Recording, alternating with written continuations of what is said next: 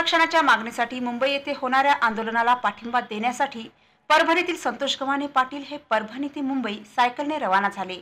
छत्रपती शिवाजी महाराज पुतळा मैदान येथे त्यांचा सकल मराठा समाजाने सत्कार करून त्यांना रवाना केले।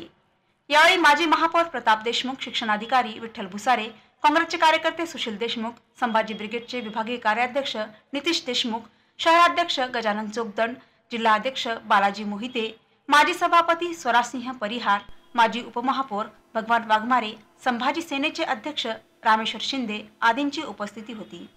मुंबईसाठी रवाना होणार आहे त्यांना एक सर्व आपल्या शिवप्रेमीच्या वतीने कुठे ना कुठं अडचण येऊ नये म्हणून आम्ही पूर्ण जिल्ह्यामध्ये महाराष्ट्रामध्ये कुठेतरी अडचण आली त्यांना मदत करावी आणि सर्व मराठा समाजाला विनंती करतो। कारण आमचा मराठा टायगर आता गेल्यावर वापस येणार नाही।